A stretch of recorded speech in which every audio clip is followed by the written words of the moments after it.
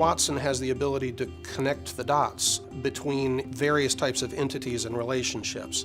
You can correlate and look for the most relevant pieces of information that decisions need to be made about. You take a billion security events and you boil it down to 12 specific things that you need to look at. What Watson then brings to the table is the distilled human understanding that's most relevant to making those decisions about that boiled down list of things to look at.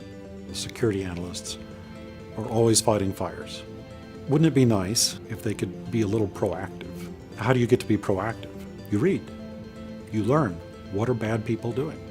Oh, well, they're exploiting this vulnerability. What do you have to do to fix that vulnerability? You run this patch. You change this configuration. Well, Watson's reading the same stuff. Watson is different from traditional systems in that it's not really programmed so much as taught. You teach it by example, distilling the understanding of human subject matter experts, but they're not doing it in the form of coding. They don't program it. They give it examples. And as they give it examples and give it material to work on, it learns to become an expert like they are. When you bring a new domain of knowledge to Watson, you have to start with, what are the words? What's important? What's a virus? A virus is bad. What's malware? Well, it's like a virus. It's bad too. What's a worm? Well, it's a virus that moves, and so on. The process of teaching Watson cybersecurity, as with any other domain, has several elements to it. The collection of the body of knowledge, we call it the corpus, the human annotation, which is capturing subject matter experts' understanding of the field by having them look at snippets of documents and actually annotate the document by hand. Iteratively, you add to the body of knowledge. Watson becomes a subject matter expert.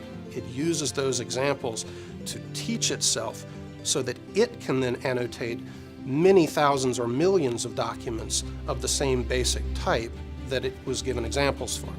Watson doesn't modify its own code. It modifies its knowledge and then leverages that knowledge to find answers you weren't expecting. It's designed to augment human intelligence. It doesn't replace people. It amplifies a person's ability to be a subject matter expert. The SOC analyst is in a tough situation right now. You have skyrocketing problems, an explosion of information that you could use and read and perhaps remember to try to attack those problems. And oh, by the way, you have to do all of that every day. Finally, there's a chance for the SOC analyst, for the security person who is struggling and drowning and giving up and quitting because they can't keep up. There's a chance.